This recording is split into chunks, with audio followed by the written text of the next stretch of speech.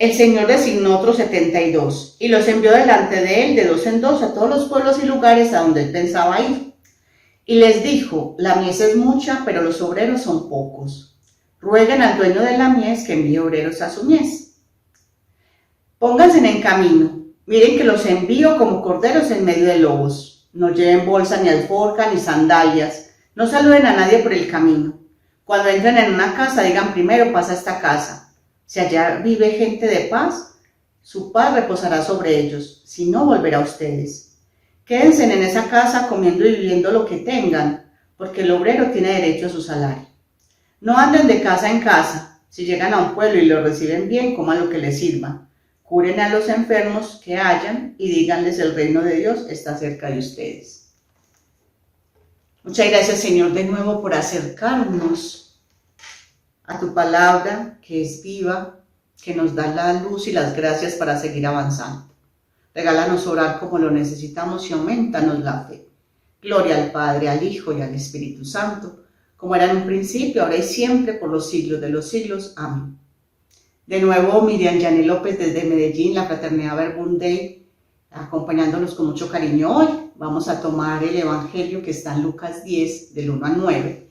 Lucas 10, del 1 al 9. Y nos vamos a acompañar también de Romanos 10, del 14 al 20. Romanos 10, del 14 al 20.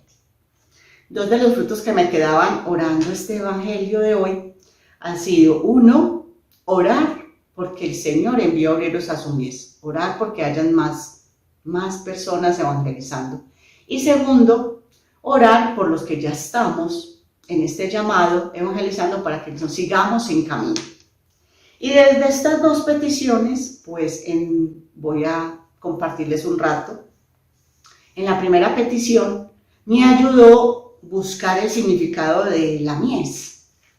¿Qué significa la mies? Dice que la mies son frutos, es trigo, cebada, avena, frutos abundantes de la época, y Jesús lo compara con la abundante muchedumbre que había. Pero el significado de la mies comparado con la muchedumbre significa que habían muchas personas listos o prontos a convertirse, a acercarse, a creer en Jesús. Y desde ese momento, ubicándome en el momento que Jesús con los discípulos, pues lo hacía, podía entender que en ese momento quizás estaba más fácil evangelizar. Y lo miraba con la gente de ahora, el mundo de hoy, y le decía al Señor: regálame la fe para ver que la mies es abundante. O sea, regálame la fe, los ojos con los que tú miras para no descartar a la gente y creer que ellos están a punto de convertirse. O sea, que quieren recibirte, que quieren acercarte, que te quieren aceptar. Porque si uno mira nuestro mundo, ve que estamos al revés, que cada vez hay menos gente en las iglesias, menos gente que dice que creer en Dios o ser practicante. O sea, Señor, si hay mucha gente, la muchedumbre, somos millones, cada vez más, pero que sea mies, que quiera o que esté a punto de convertirse, ese Señor, lo veo más difícil. Y desde ahí la primera petición a nosotros: nos dé la gracia de poder mirar como Él ve. Y dice el Señor que le pidamos al dueño de la mies. En este segundo punto también lo hablaba y se lo decía: Señor, pareciera que el dueño de la mies, de la gente de hoy, no sea Dios. Pareciera que el dueño de la gente fueran otras cosas: el trabajo, el dinero, el poder, el viajar, el tener muchas cosas que nos ofrece este mundo, y que realmente ha cambiado el objetivo o el sentido de para qué fuimos creados. Fuimos creados para amar, para servir, para glorificar y para servirnos de Dios aquí y en la eternidad. Y con todos los objetivos o con todos los dueños de este mundo, pues ese objetivo, pues esa razón de nuestra existencia, pues está diluida, no está. Y pareciera que tú no fueras el dueño de la mies. Y desde acá, el Señor me daba la gracia de seguir entendiendo que todos somos suyos, seguimos siendo de Él, del Padre. Seguimos siendo su creación, sus hijos amados. Y por eso Él con esa esperanza nos sigue enviando. Y con esa esperanza nos da la autoridad para ir a su mies. Sentirnos el gozo de ser enviados. Sentir la alegría de compartir con Jesús, el andar por este mundo. Cada uno podrá tener otras tareas que hacer, pero también dando la palabra de vida que da el sentido, devuelve el sentido a muchos que lo están buscando sin saber en otras cosas, en otros caminos, pero que tenemos en nuestra mano, en nuestras palabras, en estos espacios de encontrarnos con el Señor y tener la fuerza para ir y anunciar. Y aquí pues recordaba la cita de Romanos 10, o el Señor me ponía sus palabras en este momento. Qué hermosos son los pies del mensajero, que anuncia la paz, que anuncia la verdad. Qué hermosos son en nuestros pies, nuestras vidas son hermosas desde este llamado también a evangelizar. Y en esa misma palabra de Romanos dice, ¿cómo van a invocar o cómo van a creer en el que no conocen? ¿Y cómo lo van a creer si no oyen de él? ¿Y cómo van a oír si nadie les predica? ¿Y cómo van a predicar si nadie les envía?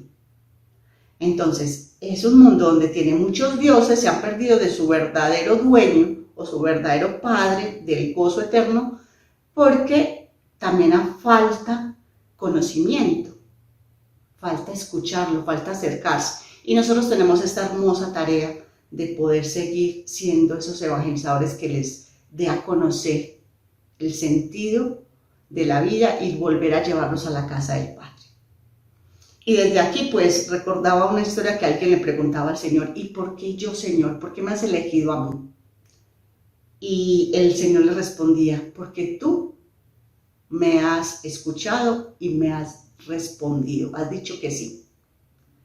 Y yo también se lo decía, hay muchas otras personas mejores que nosotros quizás para evangelizar, con muchos talentos, muchas capacidades, pero ¿por qué te has fijado en mí? Porque quizás dentro de tanto ruido, eres de las pocas personas que me has escuchado y que has dicho que sí. Entonces, pues esta primer fruto es una invitación a seguir orando para que la gente responda, escuche el llamado de Dios y responda con ese sí quiero acercarme a él y recibirlo y reencontrar el camino. Y en el segundo fruto, que es este segundo momento, pónganse en camino, rogar por los que ya estamos en el camino de la evangelización, de caminar con el Señor, de seguimiento. Dice el Señor, pónganse en camino, e inmediatamente después le dice, miren que los envío como ovejas en medio de lobos. Y aquí el Señor me ayudaba a entender que quedarse quieto, o sea, no seguir el dinamismo del seguimiento, instalarse, acomodarse, supone un gran riesgo para ser devorado por los lobos. ¿Cuáles son los lobos? Ya los hemos dicho, todo lo que este mundo nos ofrece. Estar quieto supone ser presa fácil para todo eso que es muy atractivo. La primera lectura de hoy dice, Pablo está contándole a Timoteo que Dimas, que todos los discípulos se fueron y que Dimas, seducido, enamorado por los tesoros de este mundo, lo dejó. Que lo único que se quedó Lucas. A propósito, hoy estamos celebrando el día de Lucas, el evangelista, un médico, discípulo y compañero de Pablo, fiel, que compartió el gozo de evangelizar y escribió el Evangelio de Lucas y escribió los Hechos de los Apóstoles. Me identifico con él en esa misión que desde el área de la salud nos da tanta gratificación, que podemos hacer y ayudar mucho a las personas físicamente con sus dolores, pero que no se compara con el gozo de poder ayudar en sanar el alma o en encontrar el sentido de la vida que nos lo da la evangelización y que nos lo da a todos. Y desde ahí pues veía ese llamado de Jesús a estar en camino y a ser muy libre. El Evangelio sigue diciendo, no lleven alforja, no lleven bolsa, no lleven sandalias, no se entretengan con la gente en el camino. O sea, anden livianos de equipaje para que los lobos no tengan pues mucho de qué pegarse. Me acordaba de una frase de San Francisco de Asís, tener poco para tenerme más, porque mientras más tengo, más me hago esclavo de lo que tengo. y más cosas tenemos que cuidar y más nos va a trancar y más nos va a hacer instalar.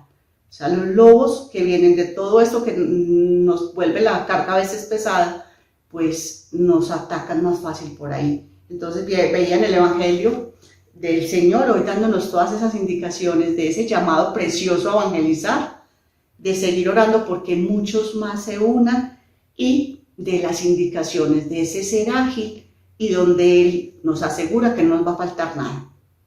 Donde estemos también dando la vida, vamos a tener aún lo que necesitemos físicamente para vivir y sobre todo el gozo y la alegría de evangelizar para esta tierra, para este mundo y para la eternidad.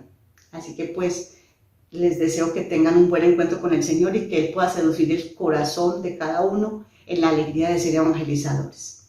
Una muy buena oración, la Virgen nos acompaña.